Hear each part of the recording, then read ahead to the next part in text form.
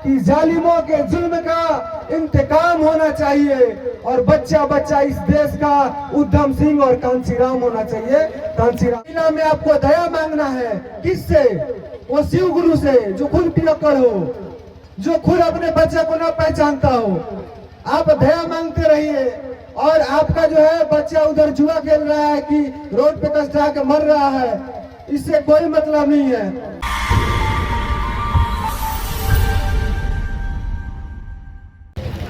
साथियों, हमारे जितने भी महापुरुष हुए वो हमारे आजादी के लिए, हमें मान सम्मान की जीवन दिलाने के लिए आजीवन संघर्ष करते रहे।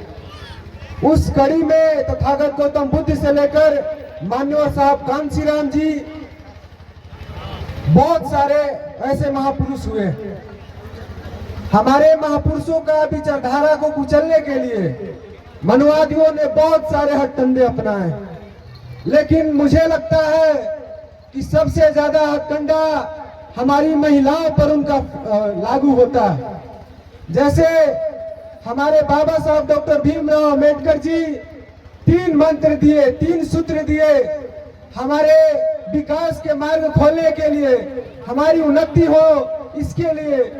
पहला उन्होंने कहा कि शिक्षित हो, दूसरा संगठित हो और तीसरा संघर्ष हो, संघर्ष करो।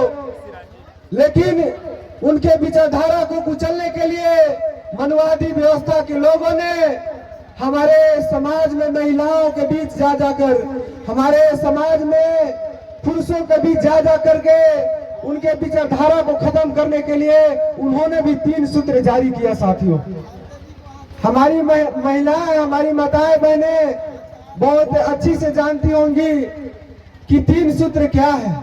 3 सूत्र का नाम आता है तो उनके दिमाग में सिर्फ एक ही नाम गूंजता है, वो शिव गुरु का होता है। अभी भी बहुत सारी हमारी माताएं इस मुद्रा में बैठी हुई हैं। जैसे कि शिव चर्चा होता है तो बार बार उन लोग कहता है जय जय महादेव जागा जागा। देखिए अभी भी हमारी माताएं हंस रही है। तो मैं बता दूं आप लोगों को कि हमारे जो बाबा साहब, हमारे रहबर, हमारे मसीहा जो 3 सूत्र दिए हम लोगों को, ताकि उससे हमारा विकास हो।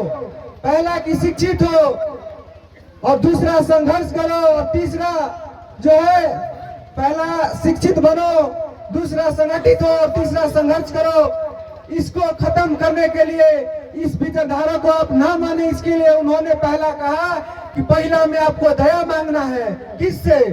वो शिव गुरु से, जो खुद पियक्कड़ हो, जो खुद अपने बच्चे को ना पहचानता हो। आप दया मांगते रहिए।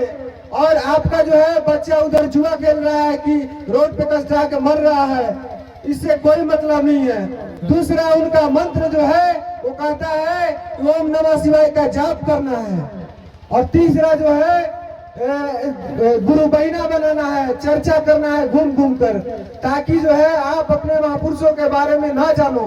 सोचिए, उन्होंने इसलिए कहा क्योंकि जब आप बाबा साहब को मानेंगी तब अपने आप बच्चों को, अपने परिवार को शिक्षा की ओर लेकर जाएंगी। और शिक्षा, वो हमारे बाबा साहब ने कहा था कि शिक्षा वो गुण है जो, लेकिन मैं अंत में यही कहूंगा कि हमारे जितने महापुरुष हुए वो कहें कि कोई भी बात इसलिए मत मानो कि वो मोटी मोटी किताबों में लिखी हुई है या कोई ऊंचे कुल का, ब्राह्मण कुल का व्यक्ति कह रहा है, बल्कि उस बात को इसलिए मानो कि अपने तर्क के सोटी पर कसो और जब वो खरा उतरे तब उस बात को मानो। साथियों, मैं अंत में यही कहूंगा कि जालिमों के जुल्म का इंतकाम होना चाहिए और बच्चा बच्चा इस देश का उधम सिंह और कांचीराम होना चाहिए, कांचीराम होना चाहिए। जय भीम, जय भारत।